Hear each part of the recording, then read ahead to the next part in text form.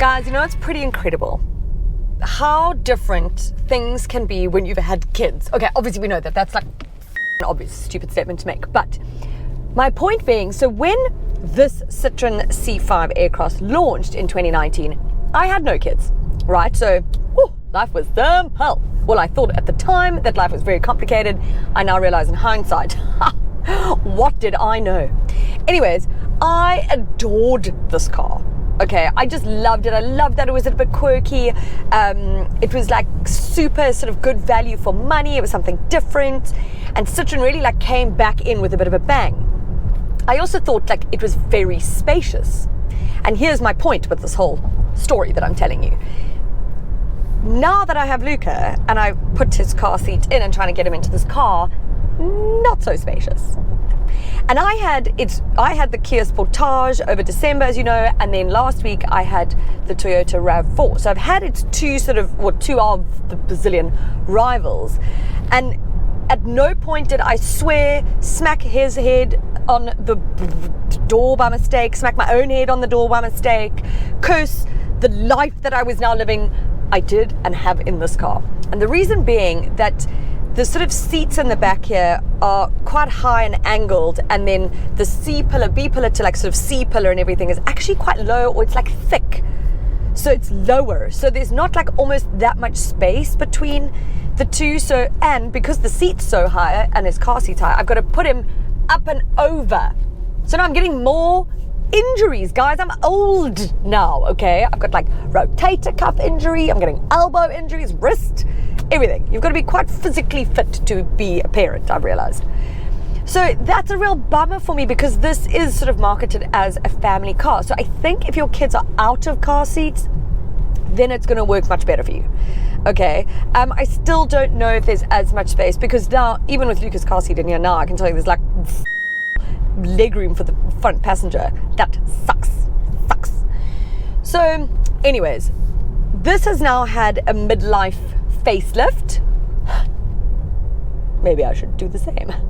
And it's got like a whole new front, you know, sort of front section, a whole new front bumper, grille, new headlights, LEDs, vibes. It's got like a signature vibe going on, which is of course what, you know, all the manufacturers are keen on. You want to know that that's a Citroën coming at ya, you know, or a Audi or a BMW or whatever.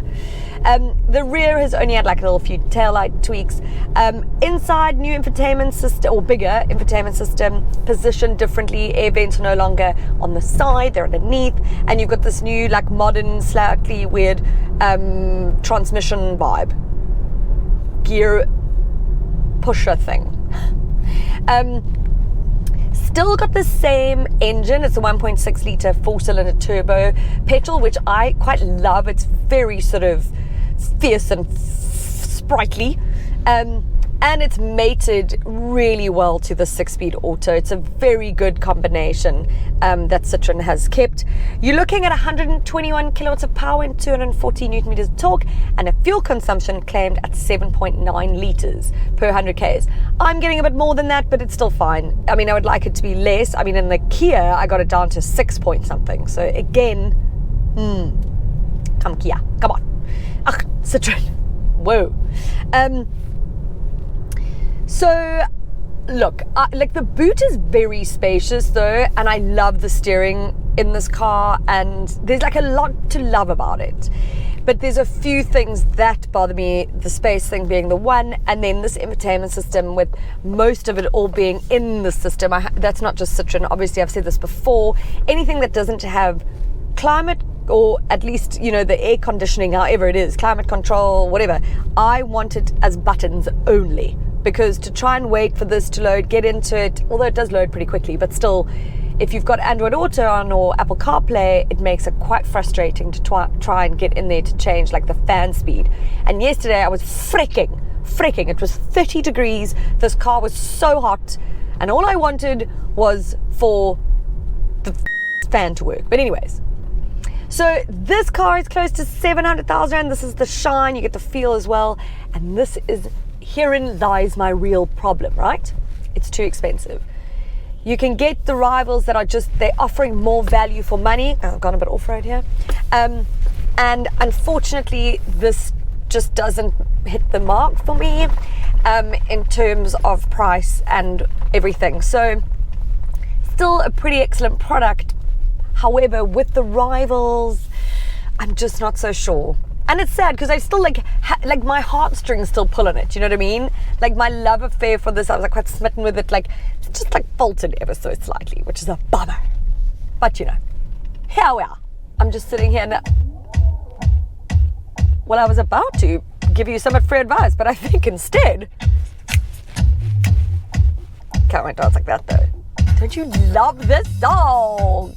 Must be the reason why I'm free in my trap soul. I think it's trap soul. Here we go. Examples of you. Oh my God, this was Dockside. Anyone who watches my videos and went to Dockside with the strippers on a Wednesday night or Tuesday or Thursday, I can't remember. I was still in school. What's my parents thinking? My parents, what were they thinking?